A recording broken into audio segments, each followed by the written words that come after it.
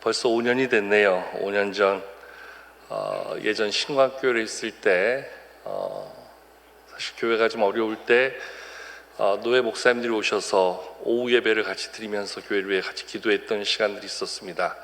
그때 제가 저희 교회나 우리 신곡교회나 신광교회가 속해 있던 영촌노회 서북 시찰회 안에 마침 제가 그때 시찰장을 맡고 있어서 저에게 한번 예배를 드리고 설교할 수 있는 기회를 주셔서 벌써 한 5년 됐는데 와서 설교하면서 그때는 참 저도 많이 울면서 설교했던 기억이 납니다. 그리고 마지막에 제가 교회가 잘 회복되고 좋은 모습이 될 때 한번 꼭 다시 와서 그때는 웃으면서 설교하고 싶습니다. 근데 그날이 이제 오늘이 됐네요. 얼마나 감사한지요. 무엇보다 교회를 이렇게 아름답게 또 세워가시는 우리 김진홍 원로 목사님, 또 최동묵 위임 목사님, 또 우리 장로님들, 모든 성도들 오늘 와서 모습 보는 것만으로도 감사하고, 사실 저는 지난 8월 15일 날 저희 교회 당회원 가족들이 요 위에 풋살장 와서 당회원 수련을 했어요. 고기도 구웠고 식당도 에어컨 빵빵하게 틀어주셔가지고 시원하게 좋은 시간을 보내고 가서 오늘 그 빚을 갚는 마음으로 최선을 다해서 말씀을 전하도록 하겠습니다. 같이 한번 기도하겠습니다. 하나님 감사합니다. 늘 하나님을 예배하는 예배 자리, 오늘도 우리를 예배자로 삼아주시고 주의 말씀을 전하며 들을 수 있도록 인도하여 주시니 감사합니다. 오직 하나님 친히 이곳에 오셔서 부족한 자를 통하여 주의 말씀 대언케 하셨사오니 오직 하나님의 마음, 하나님의 뜻, 하나님의 말씀만 전하게 하시고 듣는 모든 이들의 마음속에 하나님 말씀만 울림이 되어서 그 말씀 붙잡고 다시 믿음으로 일어설 수 있는 은혜와 능력의 시간 되게 하여 주시옵소서. 예수 그리스도의 이름으로 기도합니다. 아멘. 어느 나라에 공처가로 아주 유명한 왕이 있었습니다.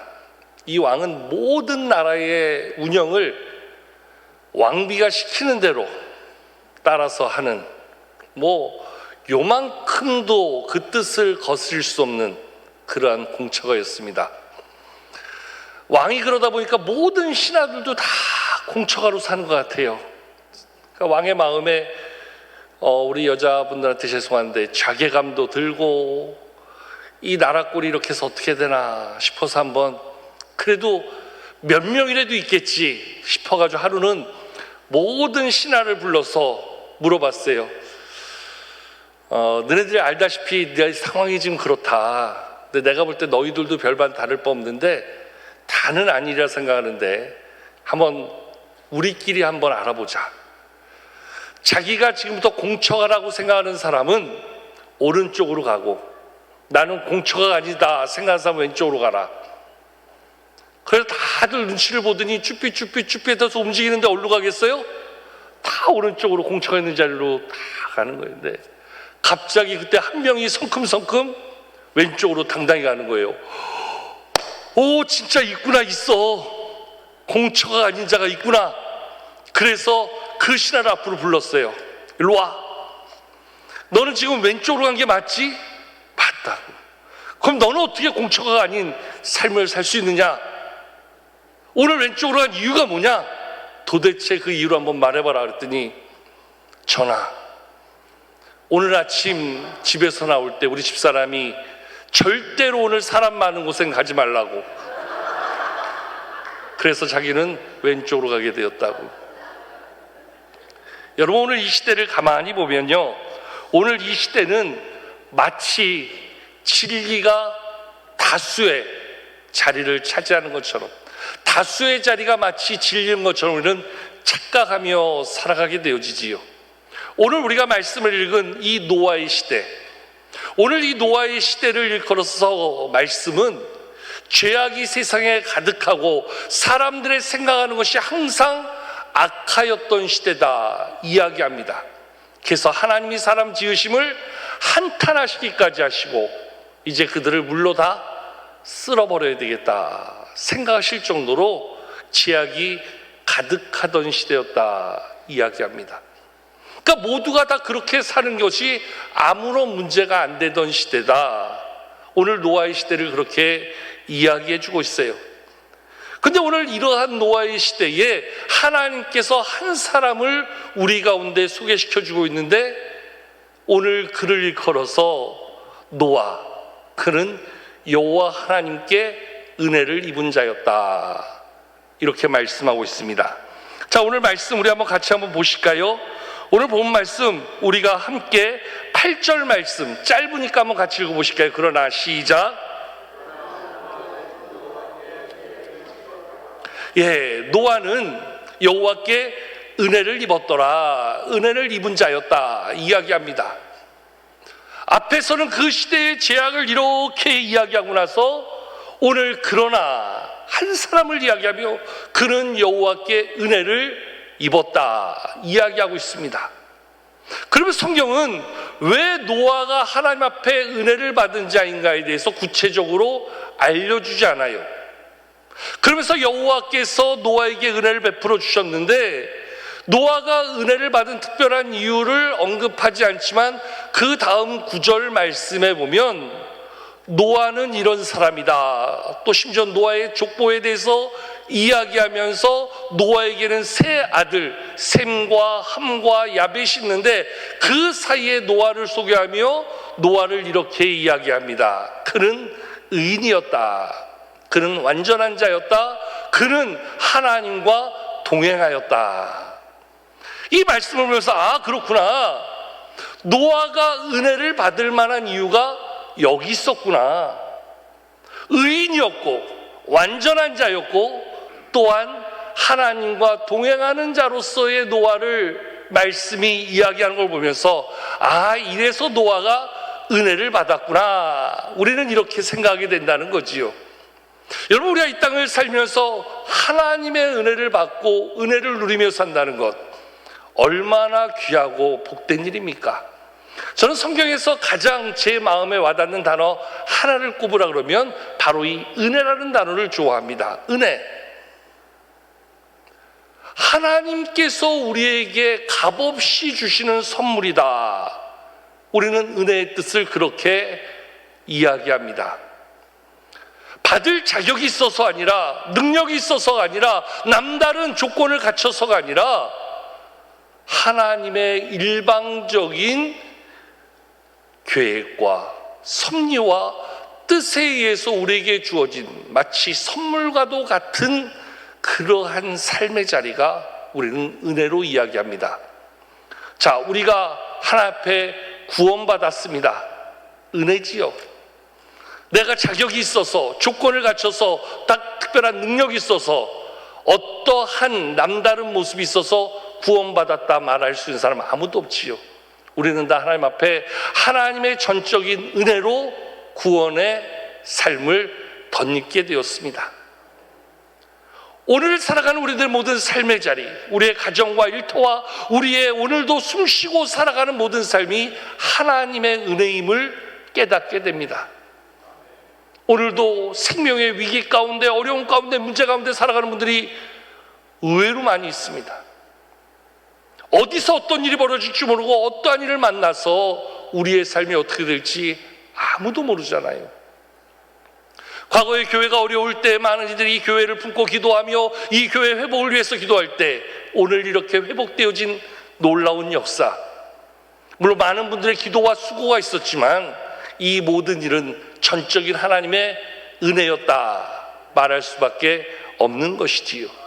그러다 보면 우리의 삶에 은혜를 벗어나서 이야기할 수 있는 게 하나도 없어요.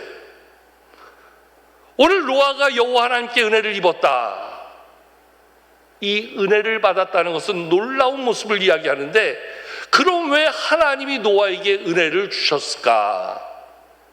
말씀드린 것처럼 의인이었고 완전한 자였고 그리고 하나님과 동행한 자로서의 삶이 있었기 때문에 하나님이 그에게 은혜를 주셨다.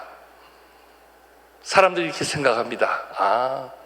의인 노아, 완전한 자 노아, 하나님과 동행한 노아, 역시 하나님이 은혜 주실 만하다, 이렇게 생각합니다. 근데 여러분, 오늘 우리가 한번 잘 생각해 봐야 될 것은, 정말 노아가 의인이었기 때문에 하나님이 노아에게 은혜 주셨을까요? 그가 완전한 자로 살았기 때문에 그에게 은혜를 주셨을까요? 그가 하나님과 동행한 자가 되었기에 하나님이 그에게 은혜를 주셨을까요? 여러분, 만약에 정말 그렇다고 한다면 오늘 우리는 은혜에 대해서 잘못 알고 있는 거예요. 은혜에 대해서 오해하고 있는 거예요. 은혜는 나에게 어떠한 조건과 자격과 어떠한 대가가 있어서 받는 게 은혜가 아니라는 거예요. 하나님의 은혜는 조건을 떠나서, 하나님의 은혜는 자격을 떠나서, 하나님의 은혜는 우리에게 어떠한 근거가 있어서가 아니라는 거지요. 오늘 만약에 노아가 그러한 조건에 의해서 은혜 받았다고 한다면 우리에게는 심각한 문제가 한 두 가지 정도가 발생합니다. 첫 번째는요, 내가 그동안 교회가 어려울 때 누구보다 기도했고, 누구보다 헌신했고, 누구보다 열심히 교회를 품고 내 마음에 교회를 담아 그렇게 섬겼기 때문에 이제 교회가 이렇게 안정되고 교회가 부흥하고 교회가 새로운 모습을 만들어감으로 하나님이 나에게 은혜를 주실 것이다, 이렇게 생각하면 우리는 은혜에 대해서 오해하는 거예요. 착각하는 거예요. 은혜를 잘못하는 거예요. 은혜는, 한번 따릅시다. 은혜는 전적인 하나님의 조건 없는 선물이다. 만약에 내가 그래서 하나님이 나에게 은혜를 주셨다는 것은 그건 은혜가 아니라 하나님의 대가라는 거예요. 대가. 내가 이렇게 했기 때문에 하나님이 이렇게 주셨다. 내가 교회 앞에 이렇게 충성했더니 하나님이 이렇게 주셨다. 내가 교회 앞에 이렇게 헌신했더니 하나님이 나에게 이러한 헌신의 대가를 주셨다. 그건 대가지요, 은혜가 될 수 없는 거예요. 우리는 하나님 앞에 은혜로 사는 사람이지 대가로 사는 사람이 아니라는 거예요. 두 번째 문제는, 노아가 정말 의인이요 당대의 완전한 자요 하나님과 동행하였기 때문에 은혜를 받았다고 한다면, 여러분들은 모르겠어요. 저는 평생 하나님의 은혜 가운데 살 자격이 없고 자신이 없는 사람이에요. 왜요? 나는 노아처럼 의로운 사람도 아니에요. 완전치도 못해요. 하나님과 동행하기를 소망하면서도 실제 삶에서는 그렇게 살지 못할 때가 훨씬 많기 때문에 그래요. 정말 노아가 그러한 조건 때문에 하나님의 은혜를 입었다고 그러면 저는 죽을 때까지 은혜는 경험하지 못하고 살 것 같아요. 그게 저의 한계예요. 어쩌면 저의 한계만이 아니라 이 자리에는 우리 모두의 한계 아니겠어요? 우리가 어떠한 공로로, 어떠한 수고로, 어떠한 능력으로 하나님의 이 은혜를 덧입고 산다면 그거는 은혜가 아니라는 거예요. 그거는 내 수고에 대한 대가일 뿐이지요. 내가 하루를 열심히 해서 일한 대가로 오늘 임금을 받는 것처럼, 내가 땀 흘려 일한 것만큼 그 대가를 받는 것처럼 내 수고의 대가로 주어지는 것, 그거는 은혜가 아니라는 거예요. 은혜는 말 그대로 자격 없는 자에게 조건 없이 주시는 하나님의 선물이 은혜라고 한다면, 오늘 노아가 받은 은혜는 무엇이며 오늘 우리가 소망해야 될 은혜는 무엇인가? 성경에도 보면요, 예수님이 이 땅에 오시는 길에 귀하게 쓰임받았던 마리아가 있죠. 그 마리아를 향해서 천사 가브리엘이 가서 처음에 이렇게 문안하며 인사합니다. 하늘의 은혜를 받은 자여 평안할지어다. 하늘의 은혜를 받은 자요. 여러분, 당시에 얼마나 많은 홍기에 찬 여인들이 있었겠어요. 근데 하나님은 마리아를 택하신 거예요. 그를 선택하시면서 너는 예수님이 이 땅에 오는 그 놀라운 일에 통로로 선택된 자다. 너는 하늘의 은혜를 받은 자다. 마리아에게 어떤 조건이 있고 마리아가 어떤 자격을 갖춰서 하나님이 마리아를 택하셨다면 마리아는 선택받을 만한 자격을 가지고 그 자리에 부름받은 거니까 은혜라고 말할 수 없는 거예요. 그런데 하나님이 일방적으로 많은 사람 가운데 마리아를 택하셨다는 거예요. 그래서 말씀하는 거예요. 하늘의 은혜를 받은 자다. 사도 바울이 늘 마음에 담고 가장 많이 표현했던 단어 중에 하나가 바로 이 은혜입니다. 그래서 사도 바울은 모든 교회와 성도들 향해 편지 쓸 때마다 하나님의 은혜와 평강이 있기를 기도하고 있지요. 사도 바울은 자기가 하나님의 부르심을 받고 자기가 하나님의 사명자로 살아가는 것이 얼마나 큰 은혜인가. 그래서 그런 이야기하지요. 나 된 것은 하나님의 은혜로다. 당시에 얼마나 많은 사람들이 예루살렘에 그 믿음을 가지고 교회를 섬기며 하나님의 교회 앞에 헌신하며 충성한 사람들이 많이 있었겠습니까? 당시에 사도 바울은 과거 사울일 때 예수 믿는 자들을 핍박하던 자예요. 잡아 가두던 자예요. 그거를 자기 삶의 소명으로 알고 살던 사람이에요. 그런데 그런 자신을 하나님이 찾아오셨어요. 만나주셨어요. 자기에게 구원의 은혜를 베풀어 주셨어요. 자기를 이방인의 사도로 세워주셨어요. 그래서 그는 고백하지요. 하나님이 나를 충성되이 여기셔서 내게 직분을 맡기셨다. 나는 자격 있는 사람이 아니었다. 과거에 나는 회방자요, 폭행자요, 핍박자였는데 그러한 나를 하나님의 일꾼 삼아 주셨다. 하나님의 은혜가 나에게 주어졌기에. 그래서 사도 바울은 그 은혜를 알기 때문에 그 은혜 앞에 평생을, 때로는 죽을 위기를 겪으며 매를 맞으며 굶주리며 헐벗으며 끝까지 복음을 지키며 나아갔던 삶, 그렇게 살 수 있었던 것은 그 마음에 잊혀지지 않는 하나님의 은혜가 있었기 때문임을 우리 가운데 보여주고 있지요. 죄악이 가득한 세상, 그 세상에서 노아를 하나님이 택하실 때 사실 노아도 별바 다를 바 없는 그런 사람이었어요. 근데 하나님은 그 가운데 한 사람을 택하시지요. 그가 바로 노아였는데요. 오늘 성경 말씀을 가만히 보십시오. 8절 말씀에 그는 여호와 하나님께 은혜를 입었더라 말씀하고 있어요. 그러고 나서 그의 삶을 소개하며 그는 의인이요 완전한 자요 하나님과 동행한 자라 이야기합니다. 정말 노아가 그러한 모습을 가지고 있었기 때문에 하나님이 노아를 택하셨다면 말씀 구절이 바뀌어야 되지요. 노아가 이런 삶을 살았기에 하나님께서 그에게 은혜를 주셨더라. 그게 논리상 맞잖아요. 그런데 성경은 먼저 그에게 하나님이 베푸신 은혜를 말씀하고요. 그리고 그 다음 노아는 이러한 사람이었음을 이야기해 주고 있어요. 무엇을 이야기하고 있는 것일까요? 오늘 노아가 이러한 삶을 살아서 하나님이 그를 택하여 그에게 은혜를 주신 것이 아니라 전적인 하나님의 은혜가 임하게 되자 하나님의 은혜 앞에서 내가 어떻게 살아야 될지를 알게 됐다는 거예요. 하나님의 은혜를 받은 자로서 내가 어떠한 삶을 이루어야 될지를 노아가 깨닫게 됐다는 거예요. 하나님의 은혜가 내게 임하니 은혜 앞에서 살아가야 될 내 삶이 어떠해야 할지를 알게 되었다는 거지요. 은혜를 받은 다음에도 은혜 받기 이전과 같이 살 수 없고 하나님의 은혜가 내 안에 함께 하는데 과거의 잘못된 습관으로 살아갈 수 있는 그러한 삶이 아니라 이제 하나님의 은혜가 내게 임하자 하나님의 은혜로 바라보는 세상, 하나님의 은혜로 바라보는 삶의 자리, 하나님의 은혜로 바라봐야 될 믿음의 삶이 무엇인가를 노아가 깨닫게 됐다는 거예요. 그래서 은혜를 받고 보니 이제 내가 은혜 받은 자답게 살아야 되겠구나. 그 은혜 받은 자로서의 삶을 새롭게 결단하고 새로운 믿음으로 나아가는 삶이 오늘 노아의 삶 속에 그를 의인의 삶으로, 완전한 자의 삶으로, 여호와 하나님과 동행하는 자의 삶으로 그를 만들어가게 되었다는 것이요.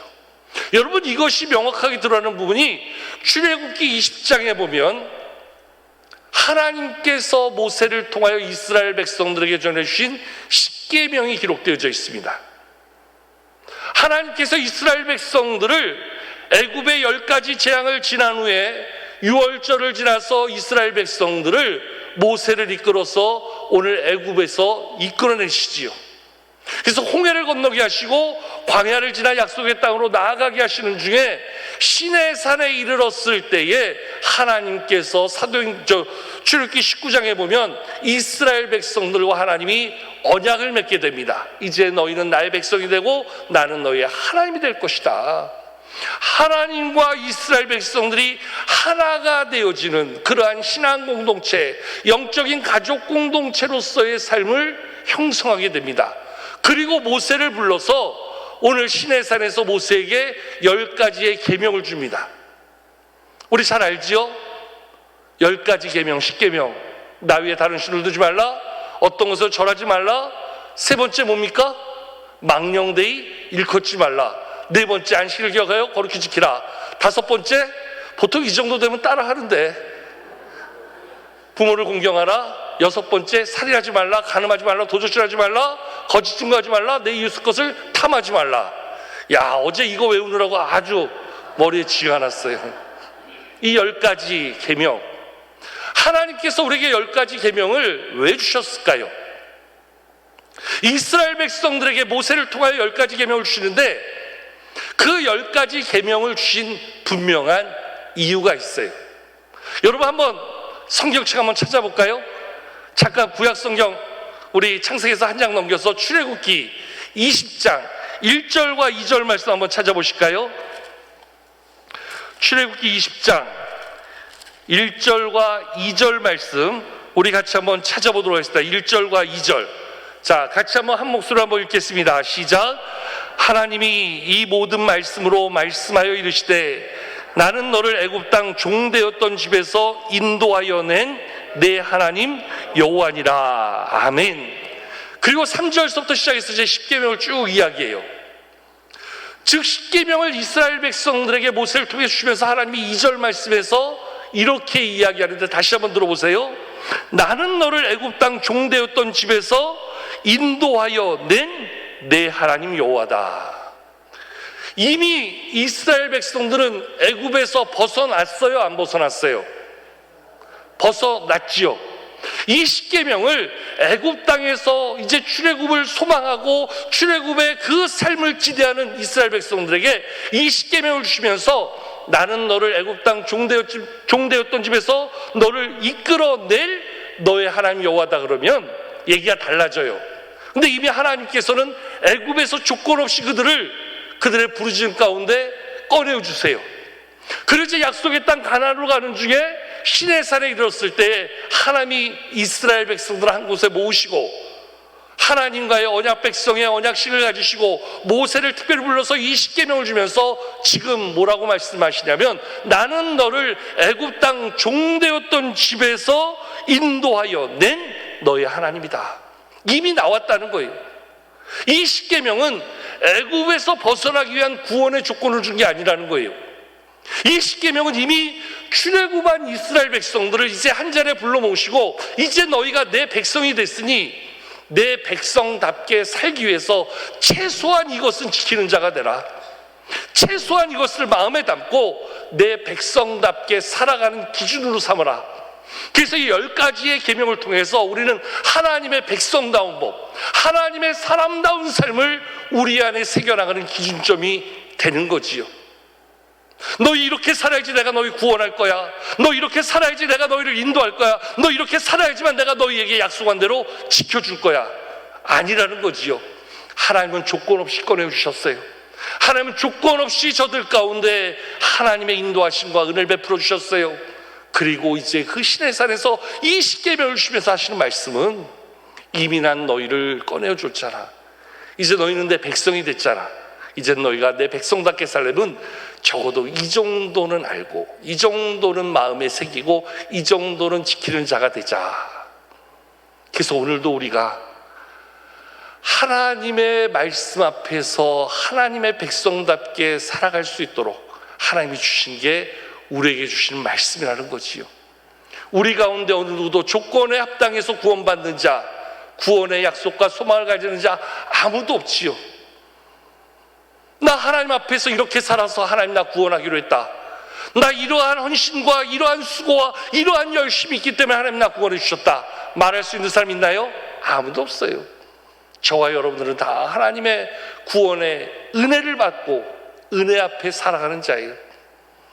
내가 잘나서, 내가 똑똑해서, 내가 능력이 있어서, 내가 헌신해서, 내가 충성해서 구원받은 게 아니라 나만큼 부족하고, 나만큼 연약하고, 나만큼 무지하고, 나만큼 믿음 없는 자에게 하나님께서 구원의 은혜를 베풀어 주셨고, 마치 노아에게 은혜 베풀어 주시듯 나를 그러한 은혜로 세워주셨으니 이제 내가 하나님을 나의 아버지로 어떻게 믿고 따르는 자가 될까? 노아가 그것을 가지고 늘 마음에 씨름한 거예요. 하나님의 은혜가 임했는데 이 악한 세대에 나도 별반 없이 사망을 향해, 죽음을 향해 나아갈 수밖에 없는 자인데 하나님이 그런 나에게 은혜 베풀어 주셨다. 이 은혜 앞에 하나님의 은혜를 던지면 나의 삶을 보니 이제 내가 하나님의 은혜 앞에 어떻게 살아가야 될까? 노아가 이것을 고민하며 이것을 가지고 오늘 하나님 앞에서 더 깊이 자신을 돌아보고 자신을 점검하고 자신을 세워가는 그러한 삶을 살게 되었음을 오늘 말씀은 우리 가운데 보여주고 있는 거예요. 오늘 우리 가운데 은혜를 말할 수 있는 것은 나의 능력이 아니라, 나의 조건이 아니라, 나의 자격이 아니라 전적인 하나님의 선택과 하나님의 베푸시는 그 은혜로 말미암아 우리는 하나님의 은혜 앞에 선자가 됨을 말할 수 있게 되어지는 것이지요. 하나님의 은혜를 덧입었으니 내가 이제는 어떻게 살아야 될까? 그 은혜를 깨닫는 자가 그 은혜에 합당한 삶을 살기 위해서 다시 한번 우리의 마음을 하나님 앞에서 새롭게 점검하고 우리의 신앙의 자리를 새롭게 점검하고 우리의 마음을 새롭게 점검하여 하나님의 은혜 앞에 합당한 삶을 이뤄가고자 하는 것, 거기서 만들어진 삶이 이 노아로 하여금 의로운 삶, 완전한 삶, 여호와 하나님과 동행하는 삶이 되었다. 성경은 이야기해 주고 있는 거예요. 근데 여러분, 오늘 우리를 한번 돌아보자고요. 우리는 다 하나님 앞에 은혜를 받은 자라 고백해요. 우리도 이미 하나님의 은혜 가운데 사는 자라 다 고백해요. 그런데 우리는 그 은혜를 받았다 이야기하면서 오늘 우리는 그럼 노아와 같은 이러한 삶의 모습을 맺어가기 위해서 얼마나 변화된 삶을 이루고 있는가? 하나님의 은혜가 내게 임했다라고 이야기하고 오늘도 하나님 앞에서 이 은혜를 가지고 예배한다고 이야기하면서 여전히 우리의 삶은, 여전히 우리의 마음은, 여전히 우리의 중심은 오늘 세상에 가 있지 않나? 은혜 받고 드리는 예배는 달라야 되잖아요. 은혜 받고 감당하는 사명은 달라야 되잖아요. 은혜 받고 헌신하고 충성하는 믿음은 달라야 되잖아요.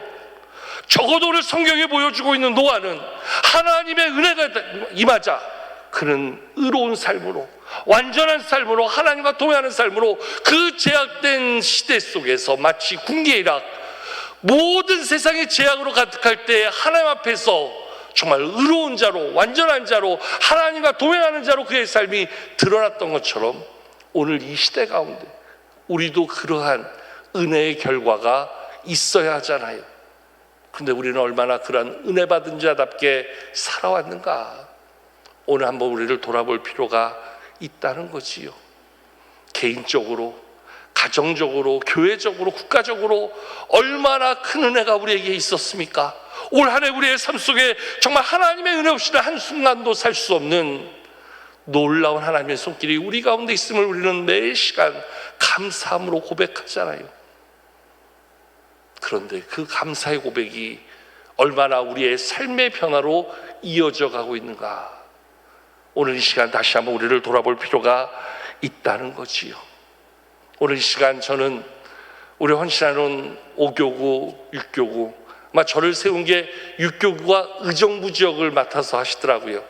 그래서 우리 목사님께서 의정부에 있는 저를 불러서 한번 우리 의정부 지역을 섬기는 분들을 격려하기 위해서 저를 세워주신 것 같은데, 오늘 이 자리에 있는 우리 5교구, 6교구를 섬기는 모든 리더들이, 또 5교구, 6교구에 속한 모든 성도들이, 나아가 우리 신광들에게 모든 성도들이 내가 하나님의 은혜를 받은 자라 라고 한다면 그 은혜를 받은 자로서 어떻게 살아야 될 것인가? 나를 부르신 하나님의 부르심 앞에 어떠한 믿음으로 나아가야 될 것인가? 어떠한 삶의 증거를 이루고 하나님께 영광 돌릴 만한 모습을 이루어야 될 것인가? 내 삶에 이루어지는 믿음의 증거를 통해서 어떻게 하면 하나님을 기쁘시게 해드릴 수 있을까? 오늘 예배를 통해서 우리 자신을 돌아보고 점검하는 그러한 은혜가 있기를 축복합니다. 하나님께서 나에게 은혜를 베풀어 주시고 믿음을 주셔서 이렇게 좋은 주님의 몸된 교회 귀한 일꾼 세워주셨으니 오늘 내가 나에게 주신 시간과 물질과 건강과 은사를 통해서 어떻게 하면 주님의 몸된 교회를 잘 섬김으로 은혜 받은 자답게 하나님의 몸된 교회를 위해 헌신할 수 있을까? 나에게 주어진 삶을 통해서 어떻게 하면 이 시대에 하나님의 구원의 은혜에 합당한 삶으로 주 앞에 영광 돌릴 수 있을까? 오늘 은혜 받은 자다운 삶의 진지한 도전과 고민이 오늘 예배하는 우리 모두 가운데 이루어질 수 있기를 축복합니다. 주님께서 우리에게 이 좋은 교회를 맡겨주셨잖아요. 이 교회를 세우고 섬기라 말씀해 주셨잖아요. 교회가 추구하는 하나님 나라의 비전을 담아서 우리가 어떻게 하면 이 교회 안에 하나님의 은혜를 받은 자로서 주님의 몸된 교회를 더 잘 섬기는 그러한 은혜의 통로로 살아갈 수 있을까? 여러분, 미국에 가면요, 워싱턴에 한 교회가 있습니다. 그렇게 크지 않은 한 300명 남짓 모이는 교회예요. 미국 교회 상당히 커서 큰 교회는 3만 명, 4만 명 되는 교회가 도시마다 위치해 있지요. 제가 지난달 우리 용천노회에서 100주년 기념 사업으로 미국 교회 탐방 16분의 목사님 인솔에서 다녀올 수 있었는데요. 정말 큰 교회는 완전 메머드급 교회예요. 사역도 엄청납니다. 그런데 제가 이제 소개하려고 하는 이 교회는 주일 출석이 한 300명 남짓하는 교회예요. 워싱턴에 있는 교회인데 들어보셨는지 모르겠어요. The Church of Savior, 우리말로 하면 세이비어 교회.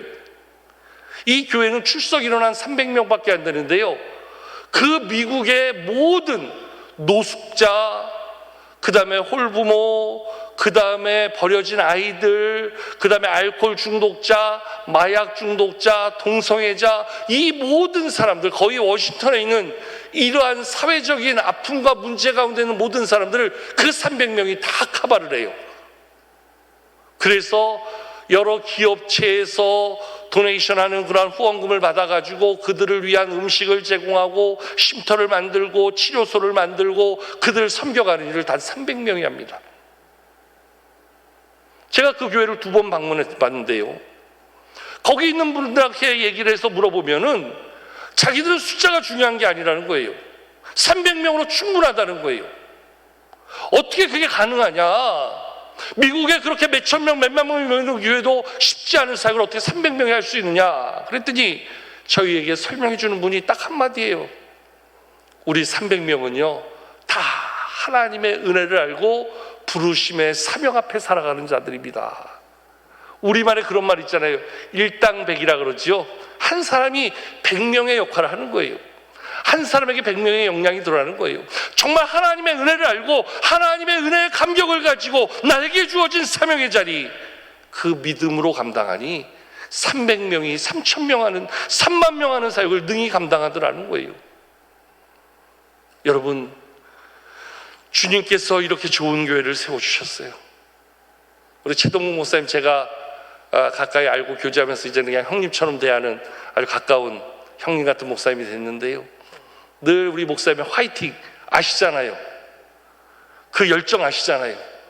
그 목사님의 그 열정과 여러분들의 헌신이 모아지면 이 양주, 동두천 이 지역만이 아니라 정말 이남의 한국의 모든 교회들이 이끌어갈 만한 그러한 교회로 세워지고 쓰임받게 될 줄로 믿습니다. 이미 김진호 목사님께 사역하시고 이제 그들이 이어서 우리 최동 목사님 사역하시는데 얼마나 하나님이 들어쓰시기에 충분한 교회의 모습을 보여주고 있습니까? 하나님의 은혜로 충만한 교회, 그 은혜를 내 속에 담아서 그저 나 하나 좋고 나 하나 기쁘고 나 하나 행복한 신앙으로 끝나지 마시고 은혜 받은 자답게 그 은혜의 힘을 모아서 우리의 이웃들을 섬기고 우리의 지체들을 섬기고 우리의 지역사회를 섬길 때 이 교회가 하나님의 은혜를 입은 교회다운 놀라운 일들을 감당하게 되어줄 줄로 믿습니다. 이날까지도 하나님의 은혜로 살았던 모든 분들이 이제 은혜에 합당한 자로 다시 한번 일어서고 은혜에 합당한 믿음으로 나아갈 때 우리 하나님께서 이 교회를 더욱더 귀한 구원의 방주로 이 시대적인 사명을 감당하는 주의 능력으로 세워지게 될 줄로 믿습니다.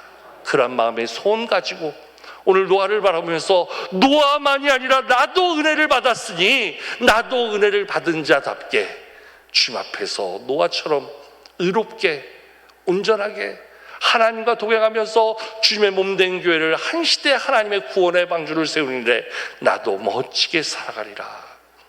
다시 한번 결단하며 나가는 우리 5699 모든 가족들, 또 우리 신강들의 교회 모든 성도들 될 수 있기를 주님의 이름으로 축복합니다.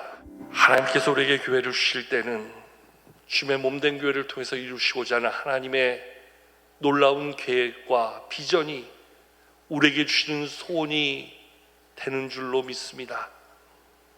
주님의 몸된 교회를 이곳에 세우시고 우리에게 맡겨주셨으니, 그리고 우리에게 은혜 주셨으니 하늘의 은혜를 받은 자로 은혜 받은 자답게 오늘 이 시대에 주의 영광 위하여 우리 각자가 일어서고 우리가 함께 주님의 몸된 교회를 섬겨갈 때 이곳에 주님의 나라가 이루어지며 하나님의 역사가 열매 맺혀져서 정말로 이곳이 가득 차비요 정말로 더 많은 이들이 주 앞에 함께 예배하고 찬양하며 기도하며 하나님의 영광을 선포해가는 놀라운 역사가 이루어지게 될 줄로 믿습니다.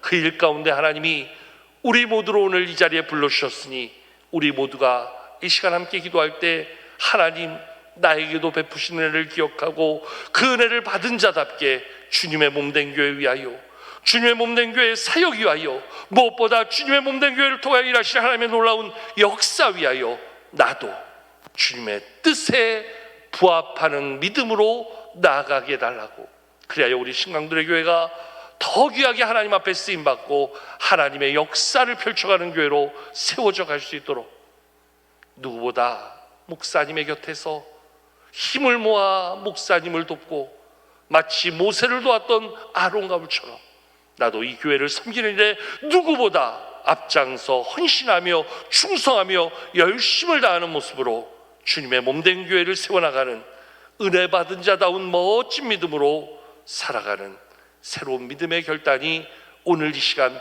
우리 가운데 있게 해달라고, 특별히 헌신하며 나가는 5교구, 6교구 모든 가족들 하나님의 능력 안에 붙들림 받으어서 우리에게 베푸신 은혜를 따라 더욱더 충성하는 그러한 교구로 세워지고 쓰임받게 해달라고 이 시간 우리 같이 한번 합심해서 기도하기 원합니다. 함께 잠시 주신 말씀 마음에 담아 결단하여 기도하겠습니다.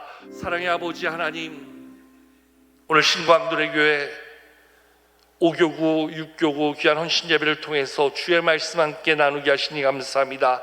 죄악이 가득한 세상, 진리의 기준이 무너진 이 시대 속에 하나님이 우리 교회로, 하나님이 우리 성도들로 다시금 주의 은혜 앞에 서게 하시니 감사합니다. 이제 은혜 받은 자답게 주의 부르심에 합당한 믿음으로 마치 노아가 하나님 앞에서 의롭게 완전하게 하나님과 동행하며 하나님이 주신 사명 방주를 지어 주의 구원의 역사를 이루었던 것처럼 이 자리에 있는 모든 성도들 한 분 한 분이, 또 우리 신강들의 교회가 이 시대 하나님의 사명 앞에 나아가는 은혜 받은 자다운 모습으로 다시 한번 일어서는 놀라운 모습 이뤄가게 하여 주시옵소서. 그로 인하여 교회가 더 부흥하게 하시고 하나님 앞에 성숙한 믿음으로 서게 하시고 이 지역사회와 한국 땅을 위하여서 귀하게 세워져 쓰임받는 우리 신광들의 교회 되게 역사하여 주시옵소서. 들어 사용하시는 우리 김진홍 원로 목사님, 최동묵 위임 목사님, 또 모든 교육자들과 당회 장로님들과 모든 주직자들과 모든 재직들과 모든 성도들이 한마음 되어서 이 시대에 주님이 기뻐하시는 교회를 세게 하시고 무엇보다 주님의 마음을 시원케 드리는 교회로 다시 한번 무장하고 다시 한번 주의 능력 앞에 달려갈 수 있도록 역사하여 주시옵소서. 그리하여 이후에 우리 신광두레 교회에 들려오는 모든 소식들이 더욱더 복되게 아름답게 들려지게 도와주시고, 더 놀라운 교회의 사역들이 우리 가운데 보여지는 멋진 교회로 세워지게 하여 주시고, 그 일 가운데 이 자리에 있는 귀한 분 한 분 한 분이 겨자씨 같은 믿음이 자라 큰 나무가 되어지는 놀라운 축복의 사명자들로 다시 설 수 있도록 역사하여 주시옵소서. 그와 같은 모습, 그와 같은 소문이 속히 보게 되기를 간절히 소원하오며, 이 모든 말씀을 주 예수 그리스도의 이름으로 축복하며 기도합니다. 아멘.